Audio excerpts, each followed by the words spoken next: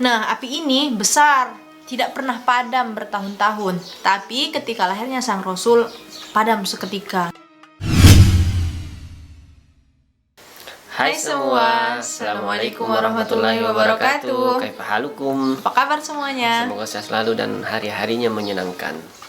Di video kali ini kami akan menceritakan sosok suri teladan kita semua, yaitu Nabi Muhammad Sallallahu Alaihi Wasallam. Nabi mulia, Nabi yang memiliki pribadi sangat istimewa. Nabi Muhammad Sallallahu Alaihi Wasallam merupakan tokoh penting dalam Islam. Bahkan bisa dikatakan setiap umat Islam pasti mengetahui sosok yang satu ini, karena tidak sah Islam seseorang tanpa mengakui beliau sebagai seorang nabi. Nabi Muhammad sendiri merupakan nabi paling akhir yang diutus oleh Allah Subhanahu wa taala untuk menuntun umat manusia kepada keselamatan. Nah, hal ini juga yang menyebabkan Rasul mempunyai sebutan sebagai Khotamul Anbiya wal Mursalin, atau yang artinya penutup para nabi dan rasul. Anyways, nggak usah banyak bicara lagi, kita langsung aja ke ceritanya. Pada awalnya mayoritas bangsa Arab, khususnya daerah Makkah, menganut agama Nabi Ibrahim, yaitu mengesahkan Tuhan. Namun seiring berjalannya waktu, mereka pun melalaikan perintah untuk menyembah Tuhan yang satu. Pada waktu itu ada seorang yang bernama Amr bin Luhai. Dia dikenal sebagai orang yang dermawan, baik hati. Suatu ketika Amr bin Luhai ini traveling, berangkat ke Syam. Sekarang negeri Syam itu terbagi 4 negara, yaitu Suriah, Lebanon, Yordania, dan Palestina. Nah, di saat itu Amr bin Luhai ini menyaksikan penduduk Syam menyembah berhala. Dia pun menganggap itu suatu ibadah yang baik, sehingga waktu ingin pulang, dia membawa satu patung yang dinamakan Hubal. Dia membawa patung ini dengan maksud ketika sampai di Mekah, Mekah pun bisa beribadah sama seperti yang dilihatnya di Syam. Seiring berjalannya waktu, masyarakat Makkah khususnya menganut paham menyembah patung atau menyembah berhala. Mereka mulai meninggalkan sedikit demi sedikit agama nenek moyang mereka, yaitu Nabi Ibrahim alaihissalam. Akan dikatakan ada ratusan patung-patung yang berada di sekitar Ka'bah. Kehidupan sosial masyarakat Arab waktu itu pun berkelas dan bersuku-suku. Sangat kontras sekali perbedaan antara kaum bangsawan dengan segala kemewahannya dan juga kaum miskin dengan segala kehinaannya. Jadi mereka sangat fanatik sekali terhadap suku mereka. Misal ada suatu suku dibunuh oleh suku yang lain, maka mereka akan berperang, saking fanatiknya terhadap suku mereka itu sendiri. Sisa-sisa seperti itu sebenarnya masih ada sekarang. Di daerah-daerah mungkin ada berontak atau perang antar kampung, itu karena salah satu dari penduduk kampung tersebut mungkin ada yang dipukul atau dibacok dan lain sebagainya, sehingga terjadilah perang antara dua kampung. Ini masih sisa-sisa dari adat Makkah dulu ya. Bisa jadi seperti itu. Turun-menurun. Bisa jadi seperti itu. Nah, begitupun perlakuan mereka terhadap perempuan. Mereka sangat zalim sekali. Nah, mereka ini bisa menikahi dua wanita bersaudara sekaligus, yang dimana itu tidak diperbolehkan dalam Islam. Dan mereka bisa menceraikan kapanpun mereka mau. Kelahiran anak perempuan pun menjadi aib dan memalukan di keluarga mereka, sehingga ada istilah yaitu wa'dul banat, yang artinya mengubur hidup-hidup anak perempuan. Seram sekali ya. Iya, seram. Saking perempuan itu dianggap aib ya. Iya. Dianggap aib bagi keluarga. Tapi walaupun begitu, mereka mempunyai akhlak yang cukup terpuji, yaitu dermawan, suka menolong, menepati janji, menjaga kemuliaan, pantang dihina, dan juga lemah lembut. Di saat inilah dimana kondisi Arab yang kacau balau ini, dilahirkanlah seorang nabi, yaitu Nabi Muhammad SAW.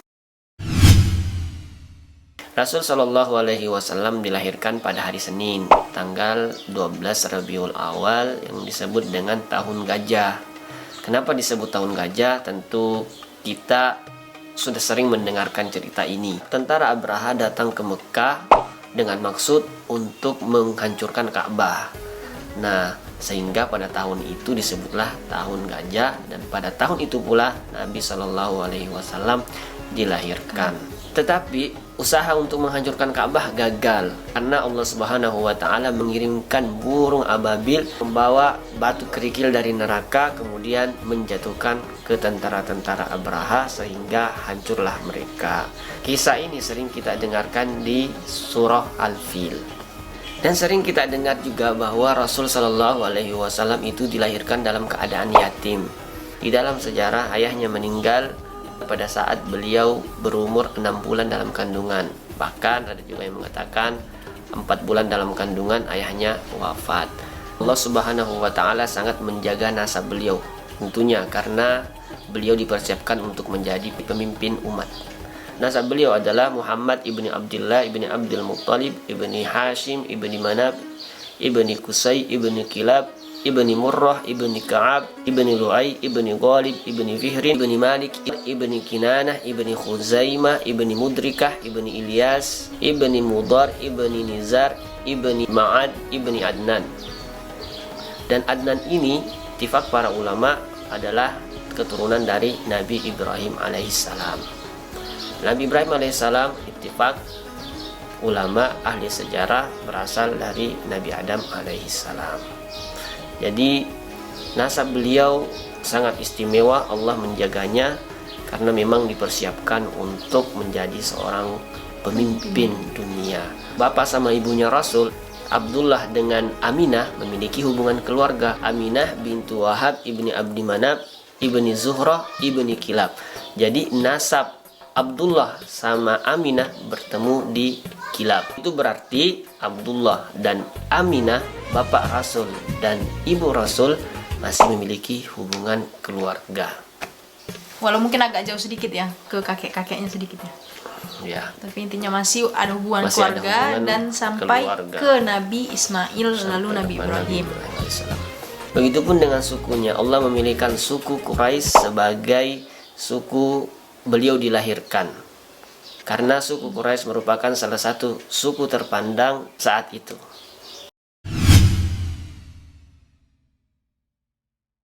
Nah, puluhan hari setelah penyerangan tersebut oleh Raja Abraha, lahirlah seorang nabi yang bernama Nabi Muhammad SAW. Saat proses persalinan ini pun banyak terjadi kejadian-kejadian yang di luar akal, tapi sebenarnya itu terjadi nyata. Salah satunya saat itu hadirlah Sayyidah Asia yang merupakan istri Fir'aun. Kemudian hadir juga Maryam, ibu Nabi Isa alaihi salam, dan juga bidadari-bidadari surga. Mereka hadir tentunya untuk menyambut kelahiran sang Rasul ini. Kejadian unik lainnya yaitu Rasul di dalam perut sang ibu seperti bayi-bayi pada umumnya itu 9 bulan. Tapi yang anehnya Siti Aminah itu tidak merasakan sakit ketika mengandung maupun melahirkan sang Rasul. Keajaiban lainnya yang mengiringi kelahiran sang Rasul yaitu ketika dilahirkan beliau memancarkan sinar yang sangat-sangat terang sampai menyinari kerajaan-kerajaan Basrah di Syam pada waktu itu. Dan seluruh orang Mekah pada saat itu bisa melihat cahaya tersebut. Kejadian selanjutnya yaitu ketika Rasul sudah dilahirkan, beliau meletakkan tangannya di tanah dan mengangkat kepalanya ke atas. Itu sebagai isyarat bahwa derajatnya akan tinggi pada suatu saat nanti. Keajaiban yang lainnya yaitu Rasul dilahirkan sudah dihitan. Nah, tapi di sini ada perbedaan pendapat antara ulama. Ada yang mengatakan bahwa Rasul itu belum dihitan, tetapi dihitan setelah 7 hari dilahirkan, dan yang menghitan itu adalah kakeknya yaitu Abdul Muttalib. Kejadian selanjutnya yang mengiringi kelahiran sang Rasul yaitu padamnya api yang disembah oleh masyarakat Persia pada saat itu. Nah, api ini besar, tidak pernah padam bertahun-tahun. Tapi ketika lahirnya sang Rasul, padam seketika. Masih banyak kejadian-kejadian yang di luar akal. Kali ini kami hanya membahas beberapa saja. Dan yang terakhir yaitu munculnya bintang, tanda bahwa sang Rasul telah dilahirkan. PTW percaya nggak sih ada kejadian-kejadian yang seperti itu, padamnya api yang bertahun-tahun tidak pernah padam seketika tanpa diguyur air ataupun keluarnya dengan cahaya, Nabi dilahirkan dengan cahaya? Iya, percaya dong tentunya, karena kan ini sosok yang mulia, sosok yang kita tahu bahwa beliau adalah seorang yang istimewa. Tentunya pasti Allah akan memperlakukannya istimewa juga, sama seperti misalnya presiden berkunjung ke negara lain, pasti perlakuannya tentu istimewa, apalagi ini penuntun umat muslim, penuntun umat seluruh dunia, pastinya harus diperlakukan beda dong dengan yang lain. Tepat sekali. Jadi saya pun percaya. Betul sekali, memang betul sekali. Karena beliau memang manusia istimewa. Kita mengakui bahwa beliau seperti manusia, tapi laisa kal bashar, tidak seperti manusia pada umumnya. Dan ketika Allah menginginkan sesuatu, ingin memuliakan satu hambanya, tentunya tidak mustahil bagi Allah, karena segala sesuatu yang Allah inginkan pasti akan terjadi. Oke, cukup video kita kali ini. Mudah-mudahan bisa diambil manfaatnya, dan kita akan lanjutkan pada cerita-cerita berikutnya, insya Allah. Wassalamualaikum warahmatullahi wabarakatuh. Sampai ketemu di video selanjutnya.